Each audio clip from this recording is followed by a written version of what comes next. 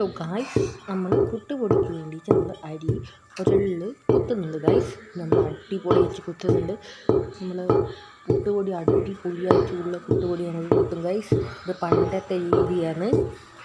ഇന്നത്തെ കുട്ടികൾക്കൊന്നും ഇത് കണ്ടിട്ടുണ്ടാവില്ല. ഇത് നമ്മുടെ പണ്ടത്തെ രീതിയിൽ പുട്ടുപൊടിക്ക് വേണ്ടിയിട്ട് പുട്ടുപൊടി നമ്മൾ കുത്തുന്നതാണ്. പിന്നെ നമ്മൾ അത് അരിക്കുന്നുണ്ട്.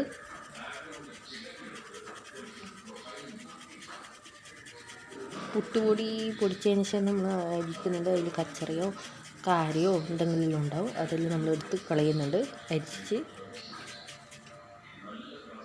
അങ്ങനെ നമ്മൾ മുഴുവൻ പുട്ടുപൊടിയും ഉണ്ടാക്കിയിട്ടുണ്ട്. പിന്നെ നമ്മളത് വറക്കുന്നുണ്ട്. വറുത്ത് കഴിഞ്ഞതിന് ശേഷം നമ്മൾ അത് നല്ലൊരു കണ്ടെയ്നറിൽ ആക്കിയിട്ട് നമ്മൾ ഫ്രിഡ്ജിൽ വെക്കും. അങ്ങനെ നമുക്ക് കുറേ ദിവസം നമുക്ക് ഈ പുട്ടുപൊടി ഉപയോഗിക്കാം ഗൈസ്. നിങ്ങൾ എന്തായാലും ഇങ്ങനെ ട്രൈ ചെയ്താൽ ഫീഡ്ബാക്ക് പറഞ്ഞാൽ നല്ലൊരു വീഡിയോ ആയിട്ട് നമുക്ക് വീണ്ടും കാണാം. Okay, by.